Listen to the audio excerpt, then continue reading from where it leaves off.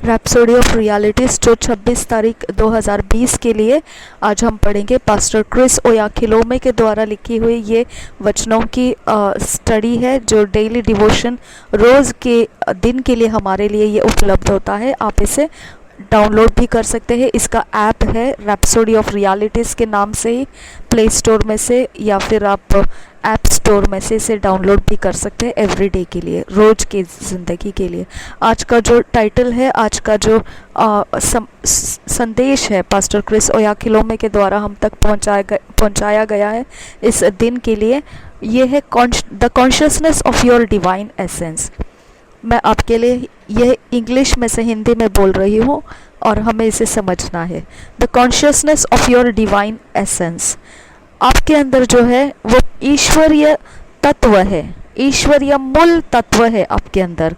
उस मूल तत्व को आपने अपने होश में सदैव बनाए रखना है। ये उन्होंने शुरुआत किया है लिखने के लिए कि पहले यूहन्ना 4 अध्याय 4 वचन का आधार लेकर। इंग्लिश में यहाँ पर इस पुस्तक में ही लिखा है वचन को, हम उसे पढ़ेंगे। Ye are of God little children and have overcome them because greater is he that is in you that he that is in the world. हम इसी वचन को हिंदी में पढ़ेंगे। हे बालकों, तुम परमेश्वर के हो और तुमने उन पर जय पाई है, क्योंकि जो तुम में है वह उससे जो संसार में है बड़ा है। मैंने डोंट अंडरस्टैंड, बहुत तेरे हैं ऐसे जो समझते नहीं है इस बात को। The spirit's language in the words above, जो पवित्र आत्मा की भाषा बोली गई है इस वचन के अंदर से। अबाव व्हेन इट सेज, जब यहाँ इस वचन में जो पढ़ा आपने, ये ऊपर वाले वचन जो हमने पढ़े अभी, उसमें वो पवित्र आत्मा ऐसा कह रहा है, ये are of God.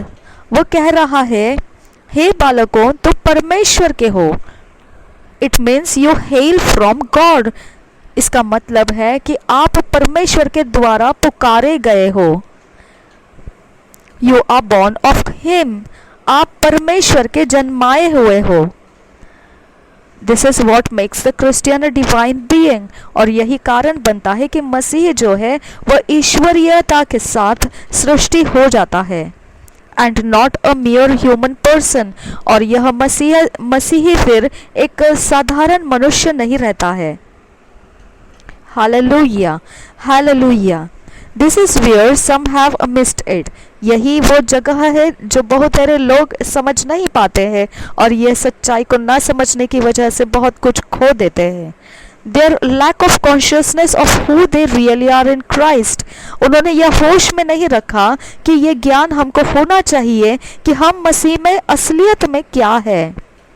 The Apostle John addressing this said in 1 John 5:13, जो प्रेरित यूहन्ना है वह इसी बात को संबोधित करते हुए पहले यूहन्ना के पत्री के 5 अध्याय 13 वचन में लिखा है। और वह जो लिखा है इंग्लिश में उसे ऐसा लिखा है, These things have I written unto you that believe on the name of the Son of God, that ye may know that ye have eternal life। इसी वचन को हम इंग्लिश में से अब हिंदी में पढ़ेंगे।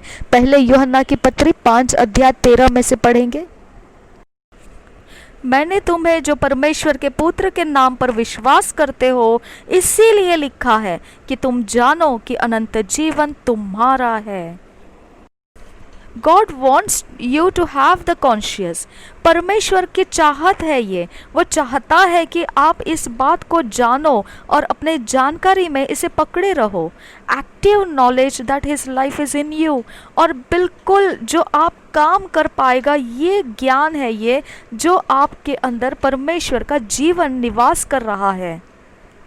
You are a divine life carrier, a God conveyor, और जो आप हो वो परमेश्वर के जीवन को लिए हुए चलने वाले लोग हो और आप खुद परमेश्वर के जीवन वाहक हो।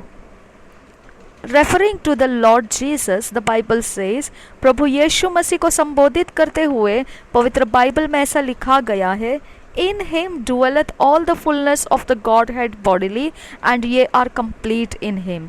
ये जो वचन लिया है कुलोसियों के 2 अध्याय के 9 और 10 में से इसे पढ़ा गया है और मैं आपके लिए वो हिंदी में पढ़ती हूँ। ये वचन इस तरह से लिखा है, कुलोसियों की पत्री 2 अध्याय 9 और 10 वचन, क्योंकि उसमें ईश्वरत्व की सारी परिपूर्णता सदैव वास करती है और तुम उसी में भरपूर हो गए हो, जो सारी प्रधानता और अधिकार का शिरोमणि है। Notice the expression. आप इस वचन का जो गहरा भाग है, जो आपको प्रभावित करना चाहिए, उसकी तरफ आप ध्यान दीजिए। वहाँ पर क्या लिखा है? एंड ये आर कंप्लीट इन हिम। और ये वचन में लिखा है कि तुम संपूर्णता प्राप्त कर चुके हो। यहाँ पर ऐसा लिखा है, उसमें प्रभु यीशु मसीह के बारे में लिखा है, क्योंकि उसमें ईश्वरत्व की सारी परिपूर्णता सदैव वास करती है। ऐसा लिखा है प्रभु यीशु मसीह के विषय में। This means all of divinity resides in you as it does Jesus. और देखिए 10 वचन में इसके विषय में और आगे देखेंगे तो यहाँ लिखा है, और तुम उसी में भरपूर हो गए हो। तो इसका मतलब है, जैसा परमेश्वर संपूर्ण रीति से परिपूर्णता हो चुका था यीशु के अंदर, वही अब आपके अंदर परिपूर्ण है और संपूर्ण ईश्वरीयता आपके अंदर निवास कर रही है इस समय। और वो उसी तरह से, वो जिस तरह से प्रभु यीशु में ईश्वरत्व परिपूर्णता में रह चुका था। No wonder Peter calls us associates of the God kind, partakers of the divine nature। अब देखिए ये पतरस जो है, ये कोई परवाह नहीं कि किस तरह से वो बातें करके बता रहा था। ये कोई आपको आश्चर्यचकित नहीं करना चाहिए, क्योंकि उसने कहा हमारे विषय में जो विश्वास करते हैं, उसने कहा ये वचन के आधार से हम समझ सकते हैं, 2 पतरस और 1 अध्याय 4 वचन में से हम इसे समझ सकते हैं किस तरह से वो हमसे संबोधित करके बातें कर रहा है। पतरस के विषय, पतरस जो बोल रहा है उसे हम पढ़ेंगे पतरस की 2 पत्री 1 अध्याय 4 वचन में, जिनके द्वारा उसने हमें बहुमूल्य और बहुत ही बड़ी प्रतिज्ञाएं दी है, ताकि इनके द्वारा तुम उस सड़ाहट से छूटकर जो संसार में बुरी अभिलाषाओं से होती है, ईश्वरीय स्वभाव के समभागी हो जाओ। तो यहाँ पर देखिए पतरस ने आपको संबोधित करके कहा है ईश्वरीय स्वभाव के समभागी, ऐसा कहा है, partakers of the divine nature, ईश्वरीय स्वभाव के समभागी ऐसा कहा है।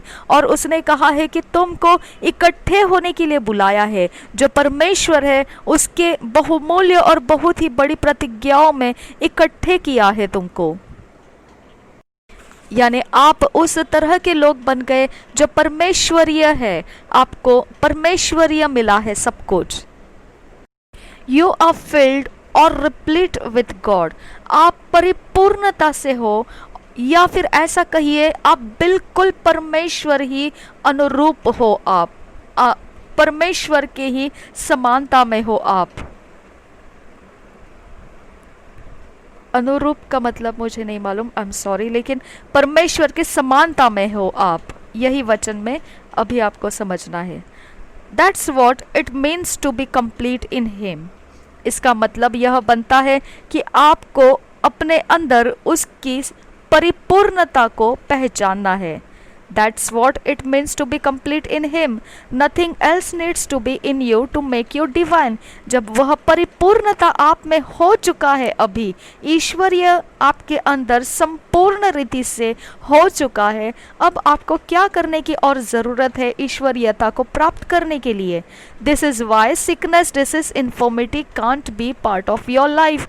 यही कारण है कि आपके लिए बीमारियाँ, कोई व्याधियाँ या कोई रोग आपके जीवन का भाग नहीं बन सकता है। If you would meditate on the God life in you, अगर आपने ईश्वरीय जीवन के ऊपर जो आपने मनन करना शुरू कर दिया, you would never be sick another day of your life. आप दोबारा कभी भी बीमार अवस्था को और एक दिन आपके जीवन में नहीं देखेंगे।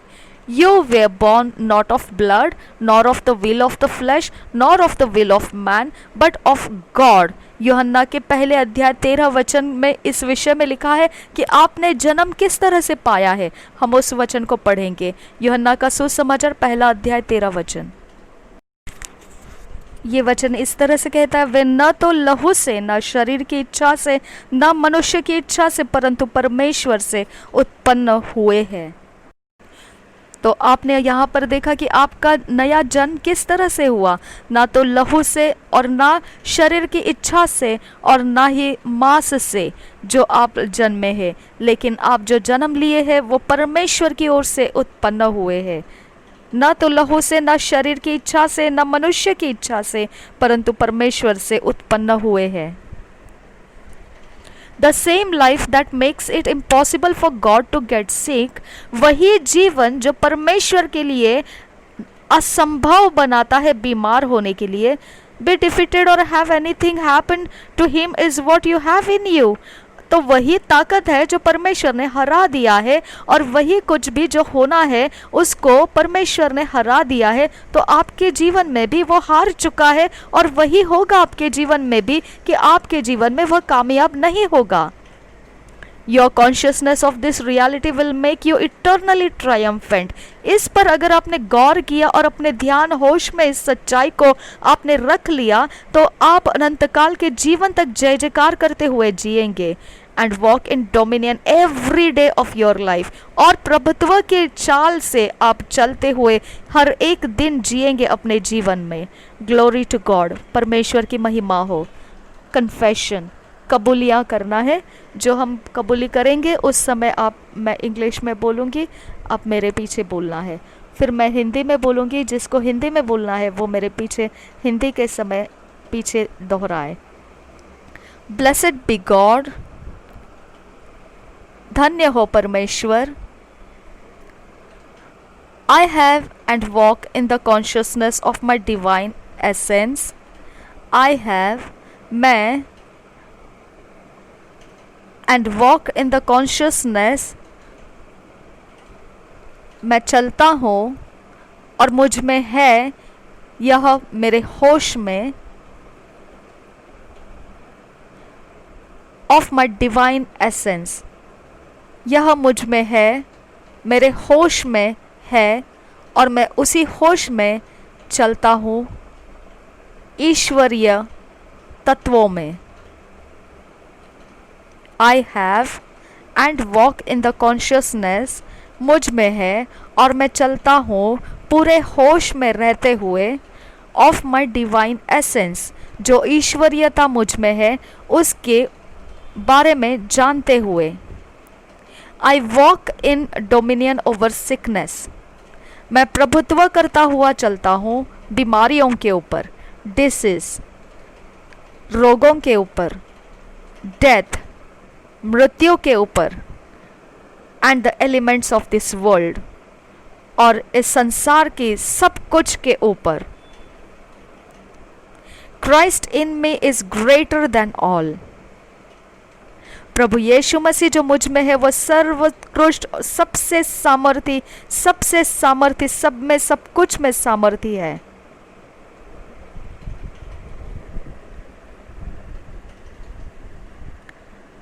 And I celebrate my oneness with the Lord. और मैं उत्सव मनाता हूँ प्रभु के साथ एक मन होने का।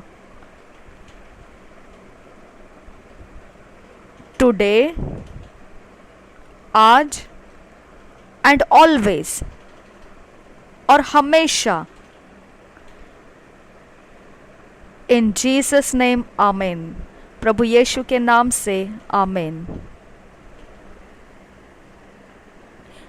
आज का वचन है, इंग्लिश में है वो 2 Peter 1 chapter 4th verse, John's gospel 5th chapter 26th verse, 1 John 5th chapter 11 to 13th verse. आज हम पढ़ेंगे हिंदी में दूसरा पत्रस पहले अध्याय का 4था वचन, यूहन्ना का सुसमाचार 5वां अध्याय 26 वचन, पहला यूहन्ना 5 अध्याय 11, 12 और 13 वचन। ये वचनों को पहले हम पढ़ेंगे इंग्लिश में, बाद में हम पढ़ेंगे हिंदी में।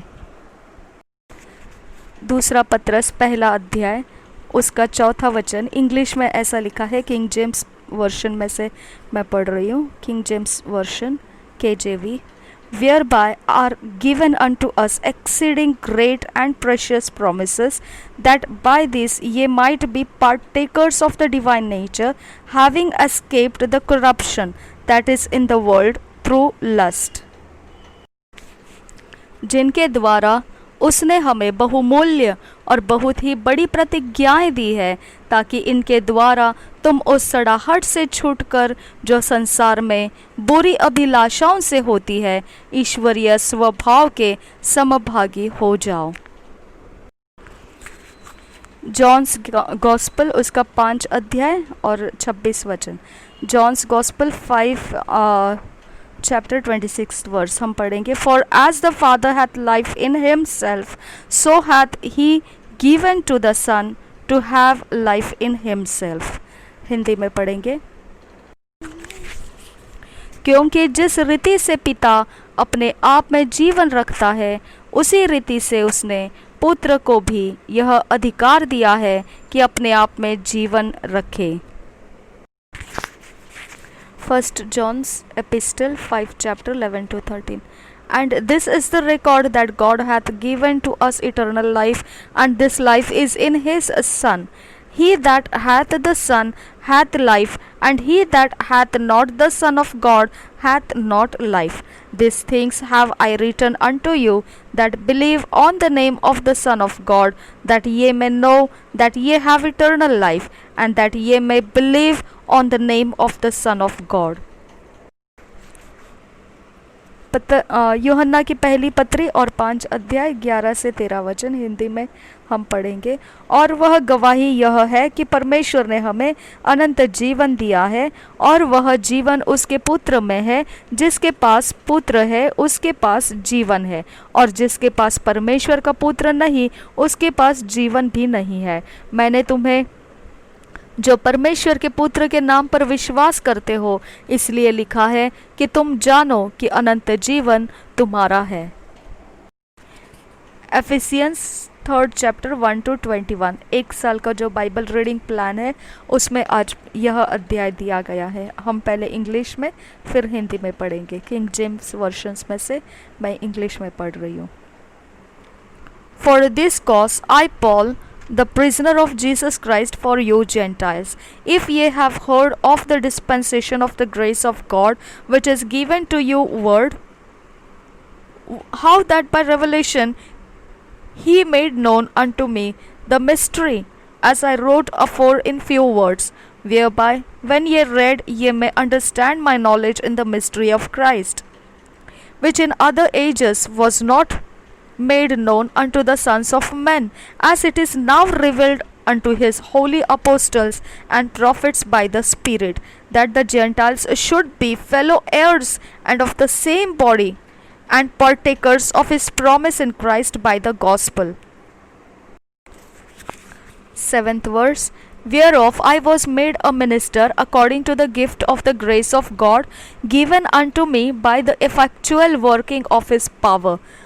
Unto me, who am less than the least of all saints, is this grace given, that I should preach among the Gentiles the unsearchable riches of Christ, and to make all men see what is the fellowship of the mystery, which from the beginning of the world hath been hidden in God, who created all things by Jesus Christ।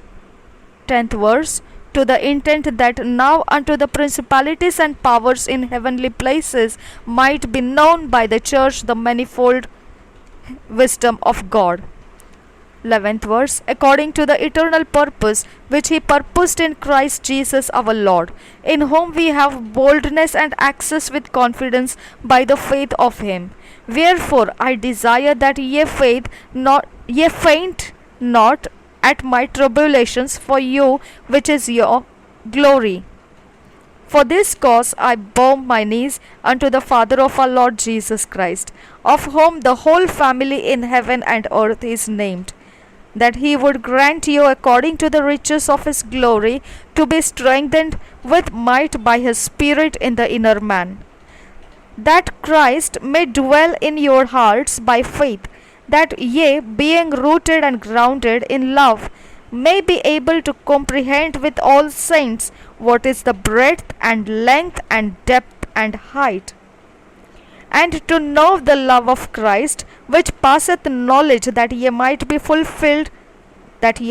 filled with all the fullness of God। Now unto him that is able to do exceeding abundantly above all that we ask or think, according to the power that worketh in us. Unto him be glory in the church by Christ Jesus throughout all ages, world without end. Amen. इफिसियों की पत्री तीसरा अध्याय 1 से 21 वचन तक पढ़ेंगे हम हिंदी में। BSI बाइबल में से मैं पढ़ रही हूँ। इसी कारण मैं पौलुस, जो तुम अन्य जातियों के लिए मसीह यीशु का बंदी हो, यदि तुमने परमेश्वर के उस अनुग्रह का प्रबंध का समाचार सुना हो जो तुम्हारे लिए मुझे दिया गया, अर्थात यह कि वह भेद मुझ पर प्रकाशन के द्वारा प्रकट हुआ, जैसा मैं पहले ही संक्षेप में लिख चुका हूँ, जिससे तुम पढ़कर जान सकते हो कि मैं मसीह का वह भेद कहाँ तक समझता हूँ, जो अन्य समयों में मनुष्यों के संतानों को ऐसा नहीं बताया गया था, जैसा कि आत्मा के द्वारा अब उसके पवित्र प्रेरितों और भविष्यद्वक्ताओं पर प्रकट किया गया है। अर्थात यह कि मसीह यीशु में सुसमाचार के द्वारा अन्य जातीय लोग मिरास में साझी और एक ही देह के और प्रतिज्ञा के भागी है। 7 वचन। मैं परमेश्वर के अनुग्रह के उस दान के अनुसार जो उसकी सामर्थ्य के प्रभाव के अनुसार मुझे दिया गया, उस सुसमाचार का सेवक बना। मुझ पर जो सब पवित्र लोगों में से छोटे से भी छोटा हो, यह अनुग्रह हुआ है कि मैं अन्य जातियों को मसीह के अगम्य धन का सुसमाचार सुनाऊं, और सब पर यह बात प्रकाशित करूं कि उस भेद का प्रबंध क्या है जो सबके सृजनहार परमेश्वर में आदि से गुप्त था। 10 वचन। ताकि अब कलीसिया के द्वारा परमेश्वर का विभिन्न प्रकार का ज्ञान उन प्रधानों और अधिकारियों पर जो स्वर्गीय स्थानों में है प्रकट किया जाए, उस सनातन मनसा के अनुसार जो उसने हमारे प्रभु मसीह यीशु में की थी, जिसमें हमको उस पर विश्वास करने से साहस और भरोसे के साथ परमेश्वर के निकट आने का अधिकार है। इसलिए मैं विनती करता हूँ। 13 वचन से आगे पढ़ रही हूँ मैं। इफिसियों की पत्री 3 अध्याय 13 वचन से आगे पढ़ रही हूँ। इसलिए मैं विनती करता हूँ कि जो क्लेश तुम्हारे लिए मुझे हो रहे हैं, उसके कारण साहस न छोड़ो, क्योंकि उनमें तुम्हारी महिमा है।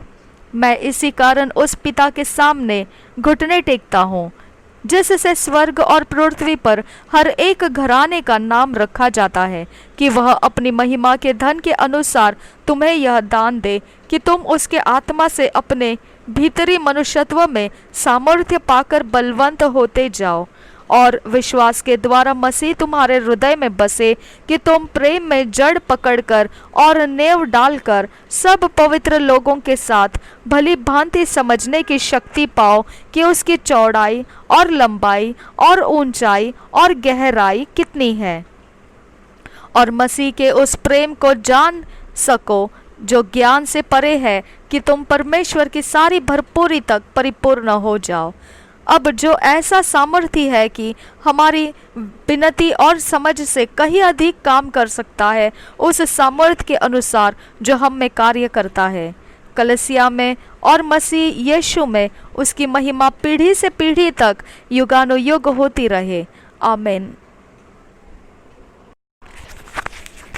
आइज़ाया 19 चैप्टर 20, 21 एंड 22। तो हम 19 चैप्टर पहले पढ़ेंगे। किंग जेम्स वर्शन में से पढ़ रही हूँ मैं। The burden of Egypt, behold, the Lord rideth upon a swift cloud, and shall come into Egypt, and the idols of Egypt shall be moved at his presence, and the heart of Egypt shall melt in the midst of it. And I will set the Egyptians against the Egyptians, and they shall fight everyone against his brother, and everyone against his neighbor, city against city, and kingdom against kingdom. 3 वचन, 3rd verse. And the spirit of Egypt shall fail in the midst thereof, and I will destroy the counsel thereof, and they shall seek to the idols, and to the charmers, and to them that have familiar spirits, and to the wizards, and the Egyptians will I give over into the hand of a cruel lord, and a fierce king shall rule over them, saith the Lord of hosts.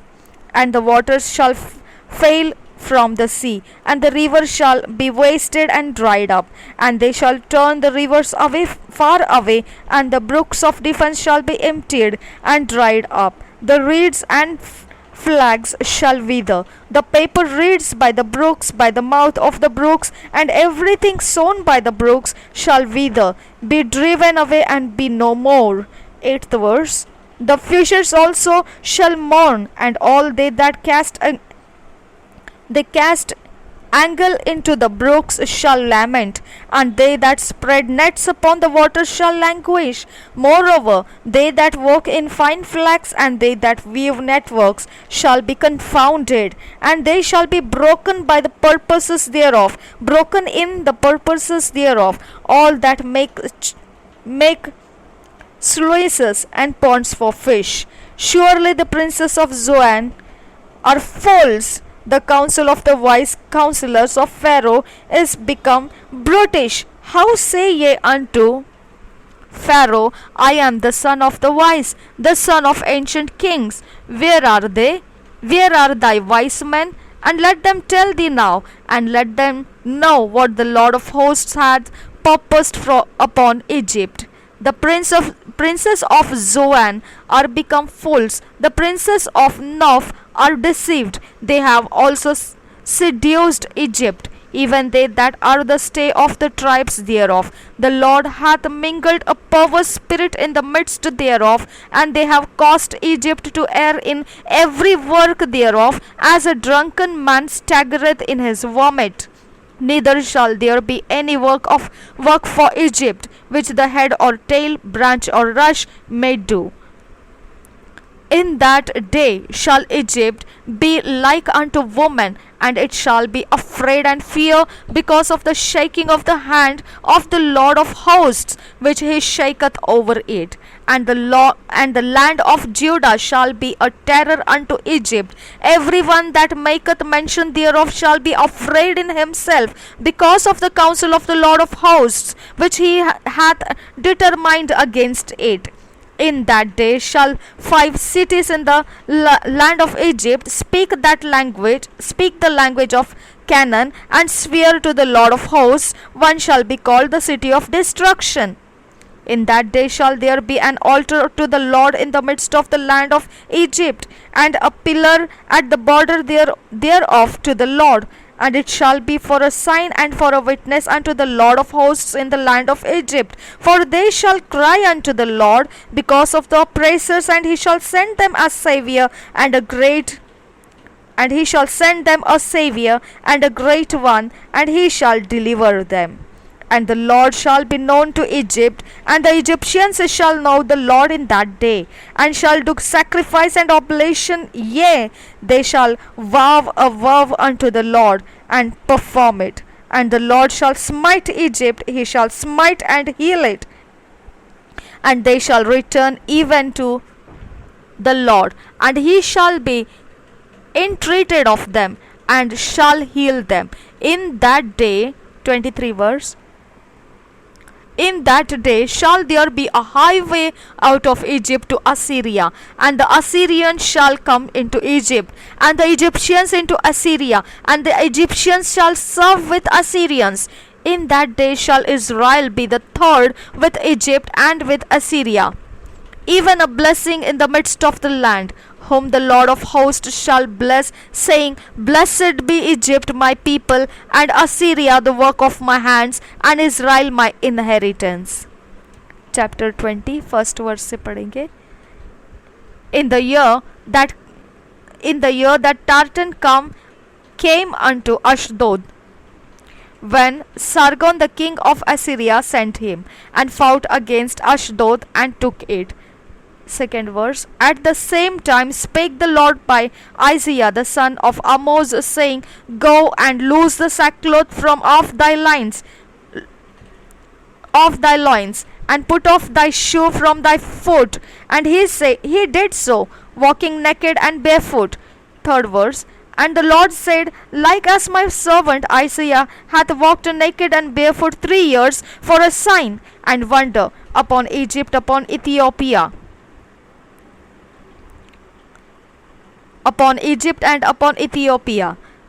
Fourth verse. So shall the king of Assyria lead away the Egyptians prisoners and the Ethiopians captives, young and old, naked and barefoot, even with their buttocks uncovered, to the shame of Egypt.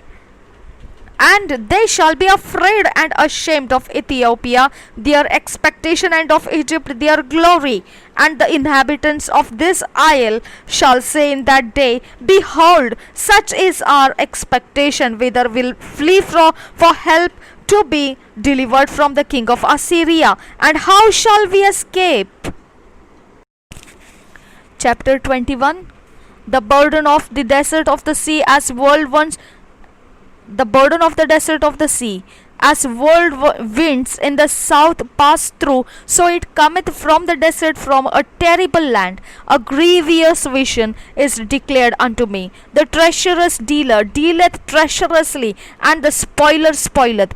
Go up, O Elam, besiege, O Media, all the sighing thereof have I made to cease. Therefore are my loins filled with pain, pangs have taken hold upon me, as the pangs of a woman that travelleth.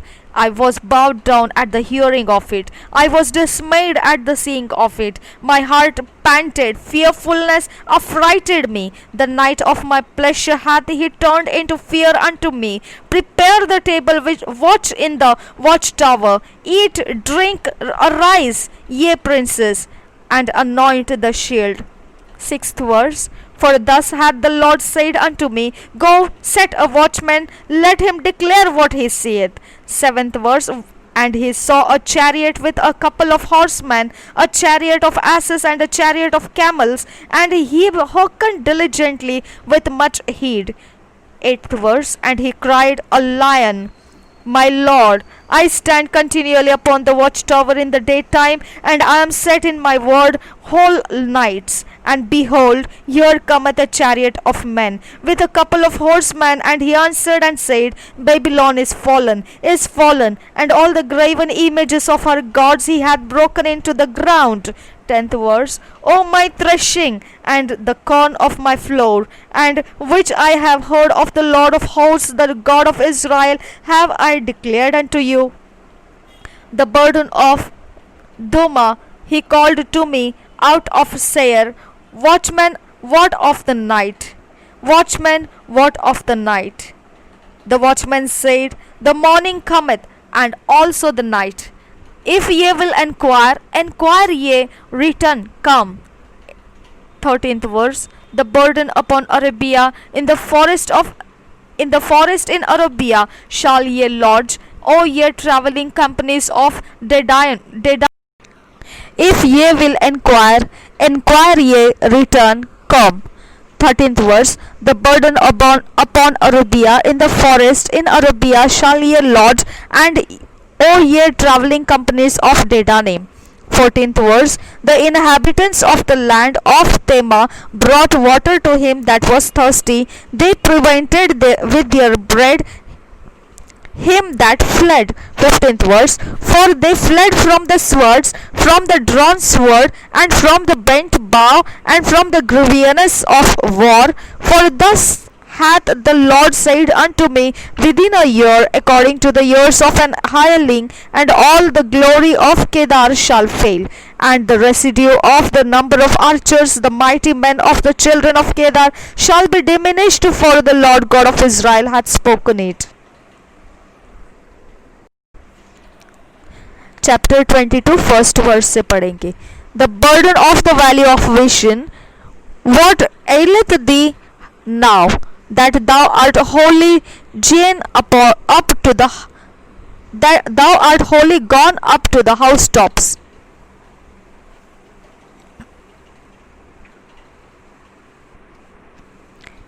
Thou burden of the valley of vision, what aileth thee now, that thou art wholly gone up to the housetops? Thou that art full of stirs, a tumultuous city, a joyous city, thy slain men are not slain with the sword, nor dead in battle. All thy rulers are fled together, they are bound by the archers. All that are found in thee are bound together, which have fled from far. Therefore said I look away from me, I will weep bitterly. Labor not to comfort me because of the spoiling of the daughter of my people. For it is a day of trouble and of tearing down and of perplexity by the Lord God of hosts in the valley of vision, breaking down the walls and of crying to the mountains. And Elam bare the quiver with chariots of men and horsemen, and Kir uncovered the shield. And it shall come to pass that thy choicest valleys shall be full of chariots, and the horsemen shall set themselves in array at the gate. 8th verse. And he discovered the covering of Judah, and thou didst look in that day to the armor of the house of the forest. Ye have seen also the breaches of the city of David, that they are many, and ye gathered together the waters of the lower pool. And ye have numbered the houses of Jerusalem, and the houses have ye broken down to fortify the wall. Ye made also a ditch between the two walls for the water of the old pool, but ye have not looked unto the maker thereof, neither had respect unto him that fashioned it long ago. 12th verse. And in that day did the Lord God of hosts call to weeping, and to mourning, and to baldness, and to girding with sackcloth. And behold, joy and gladness, slaying oxen, and killing sheep, eating flesh, and drinking wine. Let us eat and drink, for tomorrow we shall die. And it was revealed in mine ears by the Lord of hosts, surely this iniquity shall not be purged from you till ye die, saith the Lord God of hosts. Thus saith the Lord God of hosts, Go, get thee unto this treasurer, even unto Shebna, which is over the house, and say, What hast thou there? What hast thou here?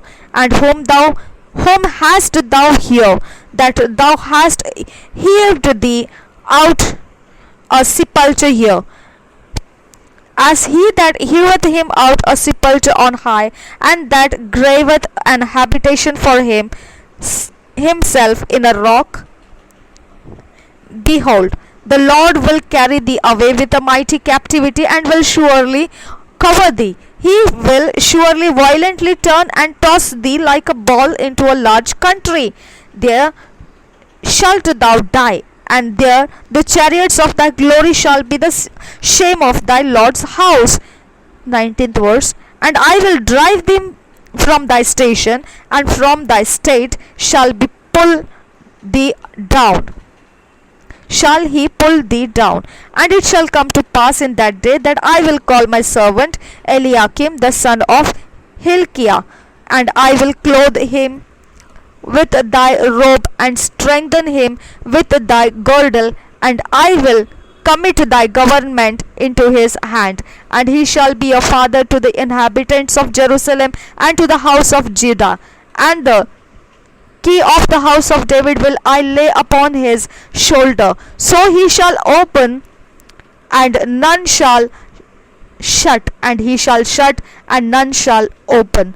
And I will fasten him as a nail in a sure place, and he shall be for a glorious throne to his father's house. And they shall hang upon him all the glory of his father's house, the offspring and the issue, all vessels of small quantity, from the vessels of cups even to all the vessels of flagons. In that day, saith the Lord of hosts, shall the nail that is fastened in the sure place be removed, and be cut down, and fall, and the burden that was upon it shall be cut off, for the Lord hath spoken it. यशायाह की भविष्यवाणी 19, 20, 21, 22 Hindi Bible में से अभी पढ़ेंगे, और BSI Bible में से मैं पढ़ रही हूँ।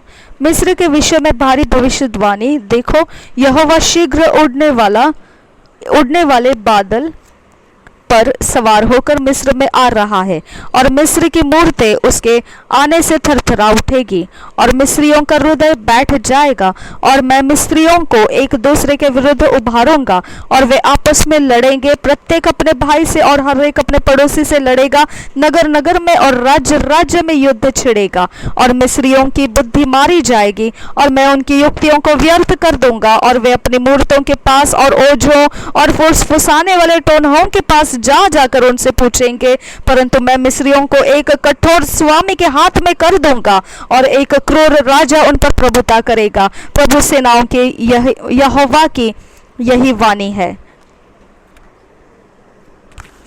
5 वचन, समुद्र पर जल सूख जाएगा और महानदी सूख कर खाली हो जाएगी। उसके आगे हम पढ़ रहे हैं, और नाले बसाने लगेंगे और मिस्र की नहरें भी सूख जाएगी और नरकट और हुगले कुम्हला जाएंगे। नील नदी का तट उजड़ जाएगा और उसके कछार की घास और जो कुछ नील नदी के पास बोया जाएगा वह सूख कर नष्ट हो जाएगा और उसका पता तक न लगेगा। सब मछुए जितने नील नदी में बंसी डालते हैं विलाप करेंगे और लंबी लंबी सांसें लेंगे, और जो जल के ऊपर जाल फेंकते हैं वे निर्बल हो जाएंगे। फिर जो लोग धुने हुए सन से काम करते हैं और सूत से बुनते हैं उनकी आशा टूट जाएगी। मिस्र के रईस निराश और उसके सब मजदूर उदास हो जाएंगे। निश्चय सोअन के सब हकीम मूर्ख है और फिरौन के बुद्धिमान मंत्रियों की युक्ति पशु की सी ठहरी। फिर तुम फिरौन से कैसे कह सकते हो कि मैं बुद्धिमानों का पुत्र और प्राचीन राजाओं की संतान हो? अब तेरे बुद्धिमान कहाँ है? सेनाओं के यहोवा ने मिस्र के विषय जो युक्ति की है उसको यदि वे जानते हो तो तुझे बताए। 13 वचन, सोअन के हकीम मूढ़ बन गए हैं, नोप के हकीमों ने धोखा खाया है, और जिन पर मिस्र के गोत्रों के प्रधान लोगों का भरोसा था उन्होंने मिस्र को भरमा दिया है। यहोवा ने उसमें भ्रमता उत्पन्न की है। उन्होंने मिस्र को उसके सारे कामों में उस मतवाले के समान कर दिया है जो वमन करते हैं हुए डगमगाता है, और मिस्र के लिए कोई ऐसा काम न रहेगा जो सिर या पूंछ से अथवा प्रधान या साधारण से हो सके। 16 वचन से आगे पढ़ रहे, मिस्र परमेश्वर की उपासना करेगा। उस समय मिस्री स्त्रियों के समान हो जाएंगे और सेनाओं का यहोवा जो अपना हाथ उन पर बढ़ाएगा उसके डर के मारे वे थरथराएंगे और कांप उठेंगे। और यहूदा का देश मिस्र के लिए यहाँ तक भय का कारण होगा कि जो कोई उसकी चर्चा सुनेगा वह थरथरा उठेगा। सेनाओं के यहोवा की उस युक्ति का यही फल होगा जो वह मिस्र के विरुद्ध करता है। उस समय मिस्र देश में 5 नगर होंगे जिनके लोग कनान की भाषा बोलेंगे और यहोवा की शपथ खाएंगे। उनमें से एक का नाम नाश नगर रखा जाएगा। 19 वचन और उसके आगे पढ़ रहे हैं। 21 अध्याय यशायाह की भविष्यवाणी 19 और अभी आगे पढ़ रहे हैं। उस समय मिस्र देश के बीच में यहोवा के लिए एक वेदी होगी और उसकी सीमा के पास यहोवा के लिए एक खंबा खड़ा होगा। वह मिस्र देश में सेनाओं के यहोवा के लिए चिन्ह और साक्षी ठहरेगा। और जब वे अंधेर करने वाले के कारण यहोवा की दुहाई देंगे तब वह उनके पास एक उद्धारकर्ता और रक्षक भेजेगा और उन्हें मुक्त करेगा।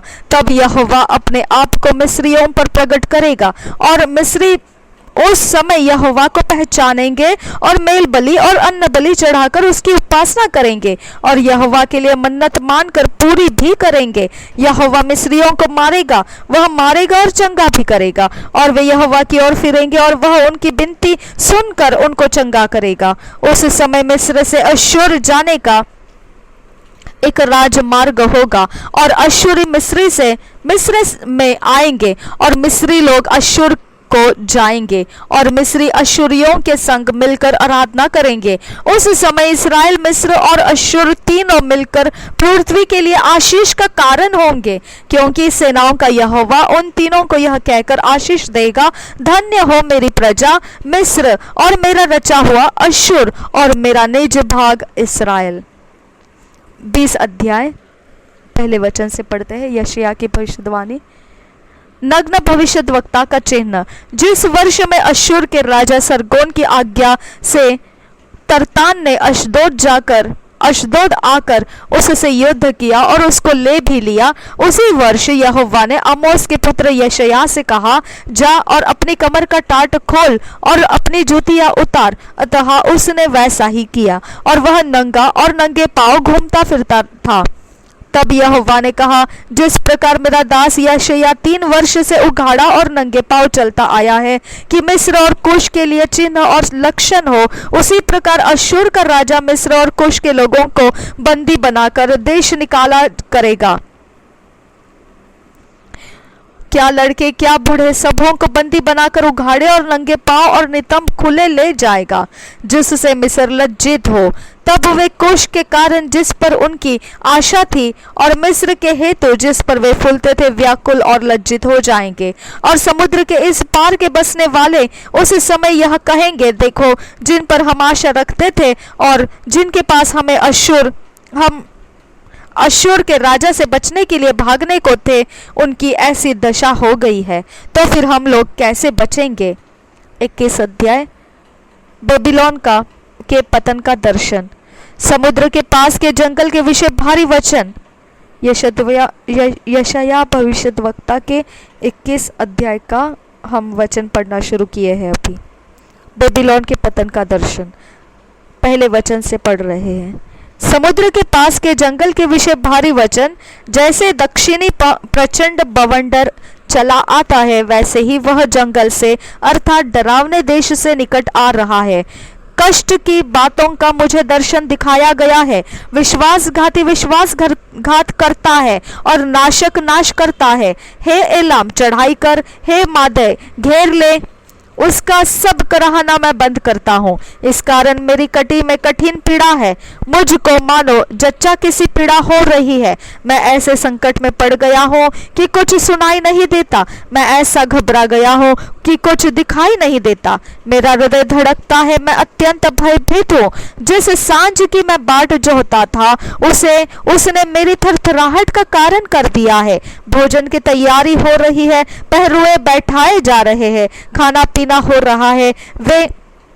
हे हकीमों, उठो, ढाल में तेल मलो, क्योंकि प्रभु ने मुझसे यो कहा है, जाकर एक पहरुआ खड़ा कर दे और वह जो कुछ देखे उसे बताए। जब वह सवार देखे जो 2-2 करके आते हो और गधों और ऊंटों के सवार, तब बहुत ही ध्यान देकर सुने। और उसने सिंह के शब्द से पुकारा, हे प्रभु, मैं दिन भर खड़ा पहरा देता रहा और मैंने पूरी रातों पहरे पर काटी। और क्या देखता हूँ कि सवारों का दल अर्थात 2-2 करके सवार चले आ रहे हैं। और वह बोल उठा, गिर पड़ा, बेबीलोन गिर पड़ा, और उसके देवताओं की सब खुदी हुई मूर्ति भूमि पर चकनाचूर कर डाली गई है।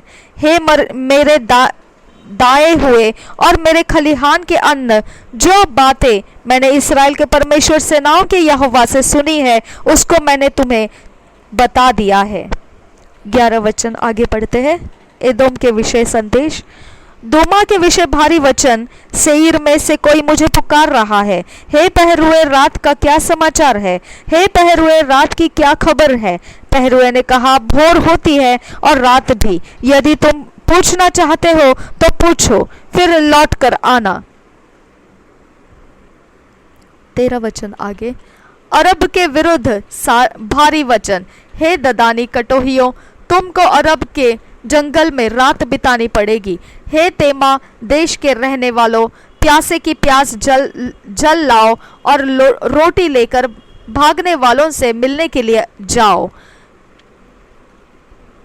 क्योंकि वे तलवारों के सामने से वरन नंगी तलवारों से और ताने हुए धनुष से और घोर युद्ध से भागे हैं। क्योंकि प्रभु ने मुझसे यो कहा है, मजदूर के वर्षों के अनुसार एक ही वर्ष में केदार का सारा वैभव मिटाया जाएगा और केदार के धनुर्धारी शूरवीरों में से थोड़े ही रह जाएंगे, क्योंकि इस्राएल के परमेश्वर यहोवा ने ऐसा कहा है। 22 अध्याय यरूशलेम के विषय संदेश। दर्शन की तराई के विषय भारी वचन। तुम्हें क्या हुआ कि तुम सबके सब छतों पर चढ़ गए हो? हे कोलाहल और उधम से भारी प्रसन्न नगरी तुझ में जो मारे गए हैं वे न तो तलवार से और न लड़ाई से मारे गए हैं। तेरे सब न्यायी एक संग भाग गए और बिना धनुष के बंदी बनाए गए हैं। तेरे जितने शेष रह गए वे एक संग बंदी बनाए गए। यद्यपि वे दूर भागे थे, इस कारण मैंने कहा मेरी ओर से मुंह फेर लो कि मैं बिलख बिलख कर रोऊं। मेरे नगर का सत्यानाश होने के शोक में मुझे शांति देने का यत्न मत करो, क्योंकि सेनाओं के प्रभु यहोवा का ठहराया हुआ एक दिन होगा जब दर्शन की तराई में कोलाहल और रौंदा जाना और बेचैनी होगी। शहरपनाह में सुरंग लगाई जाएगी और दोहाई का शब्द पहाड़ों तक पहुंचेगा। एलाम पैदलों के दल और सवारों समेत तरकश बांधे हुए हैं और कीर ढाल खोले हुए हैं। तेरी उत्तम उत्तम तराइयां रथों से भरी हुई होगी और सवार फाटक के सामने पांति बांधेंगे। उसने यहूदा का घूंघट खोल दिया है। उस दिन तूने वन नामक भवन के अस्त्र शस्त्र का स्मरण किया और तूने दाऊदपुर की शहरपनाह के दरारों को देखा कि वे बहुत है, और तूने निचले पोखरे के जल को इकट्ठा किया और यरूशलेम के घरों को गिनकर शहरपनाह दृढ़ करने के लिए घरों को ढा दिया। तूने दोनों दीवारों के बीच पुराने पोखरे के जल के लिए एक कुंड खोदा, परंतु तूने उसके कर्ता को स्मरण नहीं किया, जिसने प्राचीन काल से उसको ठहरा रखा था, और न उसकी ओर तूने दृष्टि की। उस समय सेनाओं के प्रभु यहोवा ने रोने पीटने सिर मुंडाने और टाट पहनने के लिए कहा था, परंतु क्या देखा कि हर्ष और आनंद मनाया जा रहा है। गाय बैल का घात और भेड़ बकरी का वध किया जा रहा है। मांस खाया और दाख मधु पिया जा रहा है, और कहते हैं आओ खाए पिए, क्योंकि कल तो हमें मरना है। सेनाओं के यहोवा ने मेरे कान में कहा और अपने मन की बात प्रकट की, निश्चय तुम लोगों के इस अधर्म का कुछ भी प्रायश्चित तुम्हारी मृत्यु तक न हो सकेगा। सेनाओं के प्रभु यहोवा की यही कहना है। सेनाओं के प्रभु यहोवा का यही कहना है। शेबना को चेतावनी। 15 वचन से आगे पढ़ रहे हैं। 22 अध्याय यशायाह का भविष्यवाणी और 15 वचन से आगे हम अभी पढ़ रहे हैं। शेबना को चेतावनी। सेनाओं का प्रभु यहोवा यो कहता है, शेबना नामक उस भंडारी के पास जो राजघराने के काम पर नियुक्त है, जाकर कह, यहाँ तू क्या करता है और यहाँ तेरा कौन है कि तूने अपनी कब्र यहाँ खुदवाई है। तू अपनी कब्र ऊंचे स्थान में खुदवाता और अपने रहने का स्थान चट्टान पर खुदवाता है। देख, यहोवा तुझको बड़ी शक्ति से पकड़कर बहुत दूर फेंक देगा। वह तुझे मरोड़ कर गेंद के समान लंबे चौड़े देश में फेंक देगा।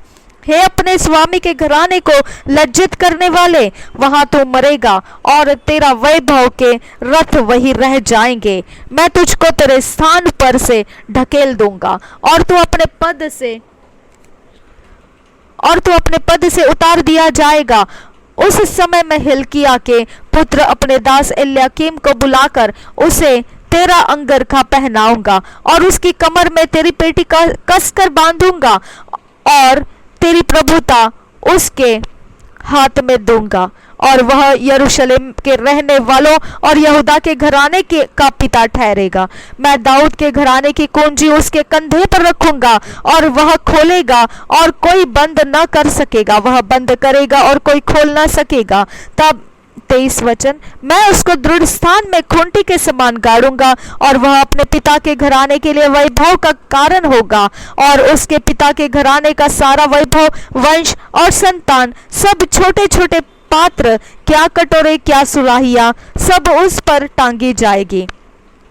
25 वचन, सेनाओं के यहोवा की यह वाणी है कि उस समय वह खूंटी जो दृढ़ स्थान में गाड़ी गई थी वह ढीली हो जाएगी और काट कर गिराई जाएगी और उस पर का बोझ गिर जाएगा, क्योंकि यहोवा ने यह कहा है। 2 साल का जो बाइबल रीडिंग प्लान है उसमें 2 Timothy 2nd chapter 1 to 10 verse and Jeremiah 44, ये दो बाइबल रीडिंग प्लान है। हम पढ़ेंगे पहले इंग्लिश में फिर बाद में हिंदी में। पहले हम पढ़ेंगे इंग्लिश में 2 Timothy 2nd chapter verse 1 to 10। Thou therefore, my son, be strong in the grace that is in Christ Jesus, and the things that thou hast heard of me among many witnesses, the same commit thou to faithful men, who shall be able to teach others also. Thou therefore endure hardness as a good soldier of Jesus Christ. No man that warreth entangleth himself with the affairs of this life, that he may please him who hath chosen him to be a soldier. And if a man also strive for masteries, yet is he not crowned, except he strive lawfully. The husbandman that laboureth must be first partaker of the fruits. Consider what I say, and the Lord give thee understanding in all things. Remember that Jesus Christ of the seed of David was raised from the dead according to my gospel, wherein I suffer trouble as an evildoer, even unto bonds, but the word of God is not bound. 10वां वचन, therefore I endure all things for the elect's sake, that they may also obtain the salvation which is in Christ Jesus with eternal glory. इसी को हम अब हिंदी में पढ़ेंगे। दूसरा तिमोथियों की पत्री और उसका दूसरा अध्याय 1 से 10 वचन तक। मसीह यीशु का स्वामी भक्त सैनिक। इसलिए हे मेरे पुत्र, तू उस अनुग्रह से जो मसीह यीशु में है बलवंत हो जा, और जो बातें तूने बहुत ही से गवाहों के सामने मुझसे सुनी है, उन्हें विश्वासी मनुष्यों को सौंप दे, जो दूसरों को भी सिखाने के योग्य हो। मसीह यीशु के अच्छे योद्धा के समान मेरे साथ दुख उठा। जब कोई योद्धा लड़ाई पर जाता है तो इसलिए कि अपने भर्ती करने वाले को प्रसन्न करे, अपने आप को संसार के कामों में नहीं फंसाता। फिर अखाड़े में लड़ने वाला यदि विधि के अनुसार न लड़े तो मुकुट नहीं पाता। जो किसान परिश्रम करता है, फल का अंश पहले उसे मिलना चाहिए।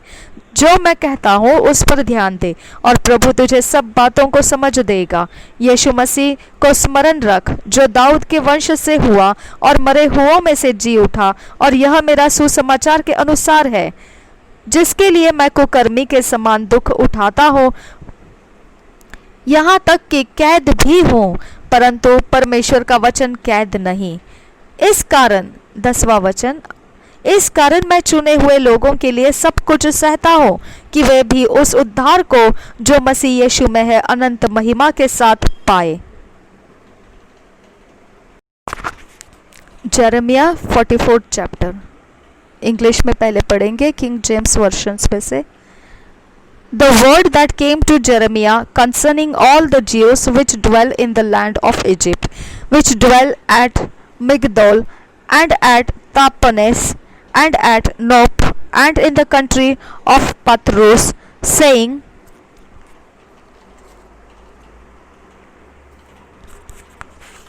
Thus saith the Lord of hosts, the God of Israel, Ye have seen all the evil that I have brought upon Jerusalem and upon all the cities of Judah, and behold, this day they are a desolation, and no man dwelleth therein, because of their wickedness which they have committed to provoke me to anger, in that they went to burn incense and to serve other gods whom they knew not, neither they ye not, nor your fathers.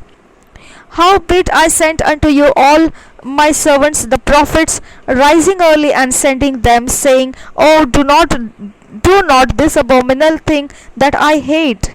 But they hearkened not, nor inclined their ear to turn from their wickedness, to burn no incense unto other gods. Wherefore my fury and mine anger was poured forth, and was kindled in the cities of Judah and in the streets of Jerusalem, and they were wasted and desolate, as at this day. Therefore now thus saith the Lord, the God of hosts, the God of Israel, Wherefore commit ye this great evil against your souls, to cut off from you man and woman, child and suckling, out of Judah, to leave you none to remain? In that ye provoke me unto wrath with the works of your hands, burning incense unto other gods in the land of Egypt. Whither ye be gone to dwell, that ye might cut yourselves off, and that ye might be a curse and a reproach among all the nations of the earth? Have you forgotten the wickedness of your fathers, and the wickedness of the kings of Judah, and the wickedness of their wives, and your own wickedness, and the wickedness of your wives, which they have committed in the land of Judah and in the streets of Jerusalem? They are not humbled even unto this day. Another have they feared, nor walked in my law, nor in my statutes that I set before you and before your fathers. Therefore, thus saith the Lord of hosts, the God of Israel: Behold, I will set my face against you for evil, and to cut off all Judah. And I will take the remnant of Judah that have set their faces to go into the land of Egypt to sojourn there, and they shall all be consumed and fall in the land of Egypt. They shall even be consumed by the sword and by the famine. They shall die, from the least even unto the greatest, by the sword and by the famine. And they shall be an execration and an astonishment and a curse and a reproach. For I will punish them that dwell in the land of Egypt, as I have punished Jerusalem, by the sword, by the famine, and by the pestilence. So that none of the remnant of Judah which are gone into the land of Egypt to sojourn there shall escape or remain, that they should return into the land of Judah, to the which they have a desire to return to dwell there. For none shall return but such as shall escape. Then all the men which knew that their wives had burned incense unto other gods, and all the women that stood by, a great multitude, even all the people that dwelt in the land of Egypt, up rose, answered Jeremiah, saying, As for the word that thou hast spoken unto us in the name of the Lord, we will not hearken unto thee, but we will certainly do whatsoever thing goeth forth out of our own mouth, to burn incense unto the Queen of heaven, and to pour out drink offerings unto her, as we have done, we and our fathers, our kings, and our princes in the cities of Judah and in the streets of Jerusalem. For then had we plenty of victuals, and we are all and saw no evil, and we are well and saw no evil. 18th verse. But since we left off no burn incense to the Queen of heaven, and to pour out drink offerings unto her, we have wanted all things, and have been consumed by the sword and by the famine. And when we burned incense to the Queen of heaven, and poured out drink offerings unto her, did we make her cakes to worship her, and pour out drink offerings unto her without our men? Then Jeremiah said unto all the people, to the men and to the women, and to all the people which had given him that answer, saying, The incense that ye burned in the cities of Judah and in the streets of Jerusalem, ye and your fathers, your kings, and your princes, and the people of the land, did not the Lord remember them, and came it not into his mind? So that the Lord could no longer bear because of the evil of your doings, and because of the abominations which ye have committed. Therefore is your land a desolation, and an astonishment, and a curse, without an inhabitant as at this day. Because ye have buried incense and burned incense, and because ye have sinned against the Lord, and have not obeyed the voice of the Lord, nor walked in his law, nor in his statutes, nor in his testimonies, therefore this evil is happened unto you as at this day. Moreover, Jeremiah said unto all the people and to all the women, Hear the word of the Lord, all Judah that are in the land of Egypt. Thus saith the Lord of hosts, the God of Israel, saying, Yea, and your wives have both spoken with your mouths and filled with your hand, saying, We will surely perform our vows that we have vowed, to burn incense to the Queen of heaven, and to pour out drink offerings unto her. Ye will surely accomplish your vows, and surely perform your vows. Therefore hear, yea, the word of the Lord, all Judah that dwell in the land of Egypt. Behold, I have sworn by my great name, saith the Lord, that my name shall no more be named in the mouth of any man of Judah in all the land of Egypt, saying the Lord God liveth, Behold, I will watch over them for evil and not for good, and all the men of Judah that are in the land of Egypt shall be consumed by the sword and by the famine, until there be an end of them. Yet a small number that escape the sword shall return out of the land of Egypt into the land of Judah, and all the remnant of Judah that are gone into the land of Egypt to sojourn there shall know whose words shall stand, mine or theirs. And this shall be a sign unto you, saith the Lord, that I will punish you in this place, that ye may know that my words shall surely stand against you for evil. Thus saith the Lord, behold, I will give Pharaoh Hophra king of Egypt into the hand of his enemies, and into the hand of them that seek his life, as I gave Zedekiah king of Judah into the hand of Nebuchadnezzar king of Babylon his enemy, and that sought his life. यिर्मयाह 44 अध्याय हम हिंदी में पढ़ेंगे BSI Bible में से। मिस्र में यहूदियों के लिए परमेश्वर का संदेश। जितने यहूदी लोग मिस्र देश में मिग्दोल तहपन्हेस और नोप नगरों और पत्रोस देश में रहते थे, उनके विषय यिर्मयाह के पास यह वचन पहुंचा। इस्राएल का परमेश्वर यहोवा सेनाओं का यहोवा यो कहता है, जो विपत्ति में यरूशलेम और यहूदा के सब नगरों पर डाल चुका हूँ, वह सब तुम लोगों ने देखी है। देखो, वे आज के दिन कैसे उजड़े हुए और निर्जन है, क्योंकि उनके निवासियों ने यह बुराई की, वह बुराई की जिससे उन्होंने मुझे रिस दिलाई थी। वे जाकर दूसरे देवताओं के लिए धूप जलाते थे और उनकी उपासना करते थे, जिन्हें न तो तुम और न तुम्हारे पुरखा जानते थे। तो भी मैं अपने सब दास भविष्यद्वक्ताओं को बड़े यत्न से यह कहने के लिए तुम्हारे पास भेजता रहा कि यह घृणित काम मत करो, जिससे मैं घृणा रखता हूँ। पर उन्होंने मेरी ना सुनी और न मेरी ओर कान लगाया कि अपनी बुराई से फिरे और दूसरे देवताओं के लिए धूप न जलाए। इस कारण मेरी जलजलाहट और कोप की आग यहूदा के नगरों और यरूशलेम की सड़कों पर भड़क गई, और वे आज के दिन तक उजाड़ और सुनसान पड़े हैं। 7 वचन। अब यहोवा सेनाओं का परमेश्वर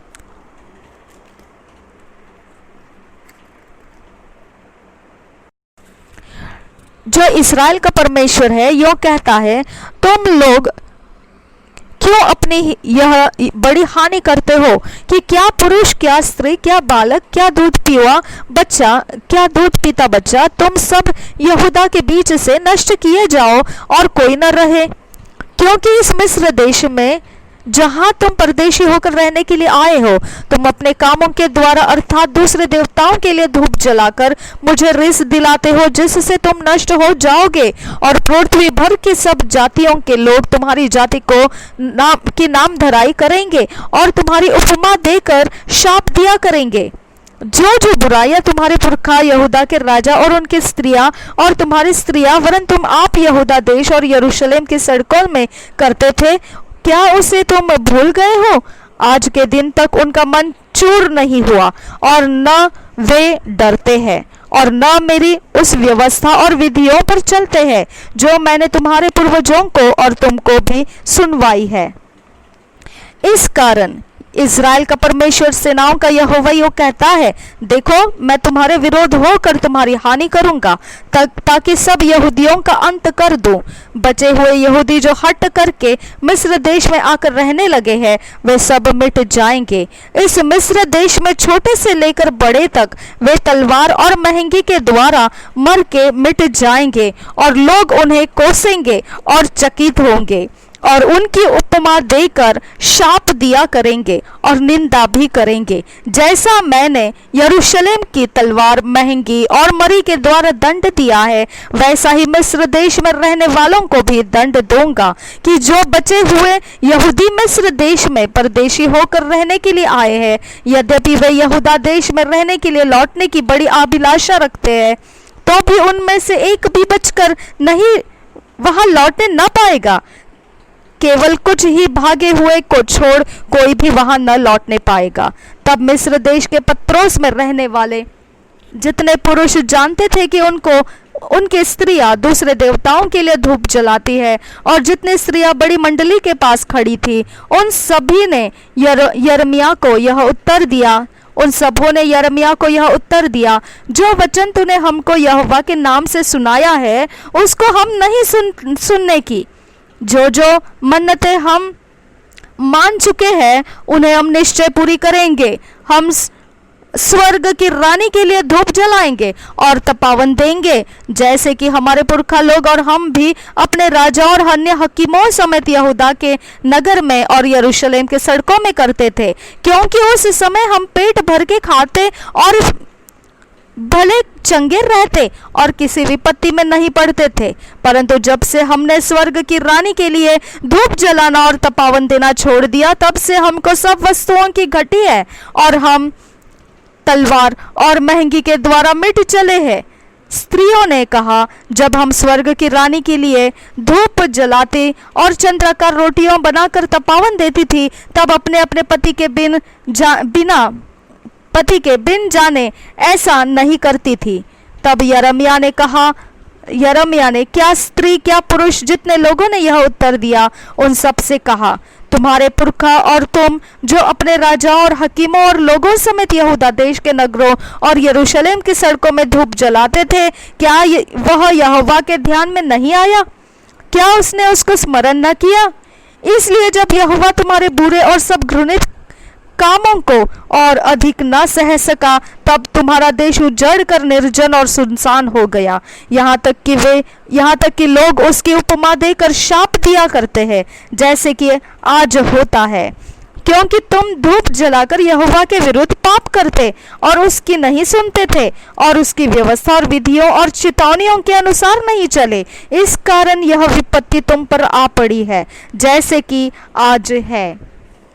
फिर यिर्मयाह ने उन सब लोगों से और उन स्त्रियों से कहा, हे सारे मिस्र देश में रहने वाले यहूदियों, यहोवा का वचन सुनो। इस्राएल का परमेश्वर सेनाओं का यहोवा यो कहता है कि तुमने और तुम्हारी स्त्रियों ने मन्नतें मानी और यह कहकर उन्हें पूरी करते हो कि हमने स्वर्ग की रानी के लिए धूप जलाने और तपावन देने की जो जो मन्नतें मानी है उन्हें हम अवश्य ही पूरी करेंगे, और तुमने अपने हाथों से ऐसा ही किया, इसलिए अब तुम अपनी अपनी मन्नतों को मानकर पूरी करो।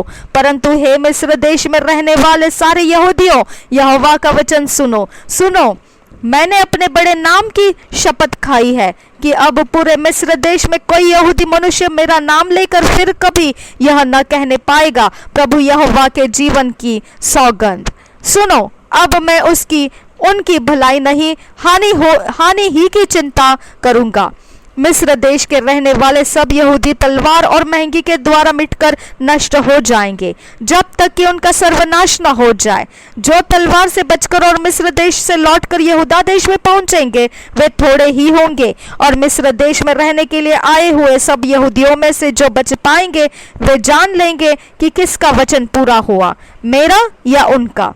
इस बात का मैं यह चिन्ह देता हूँ, यहोवा की यह वाणी है कि मैं तुम्हें इस स्थान में दंड दूंगा, जिससे तुम जान लोगे कि तुम्हारी हानि करने में मेरे वचन निश्चय पूरे होंगे। यहोवा यूं कहता है, देखो, जैसा मैंने यहूदा के राजा सिदकिय्याह को उसके शत्रु अर्थात उसके प्राण के खोजी बेबीलोन के राजा नबूकदनेस्सर के हाथ में कर दिया, वैसे ही मैं मिस्र के राजा फिरौन होप्पा को भी उसके शत्रुओं के अर्थात उसके प्राण के खोजियों के हाथ में कर दूंगा। आमीन। प्रभु यीशु हम सबके साथ बना रहे। आमीन, आमीन, आमीन।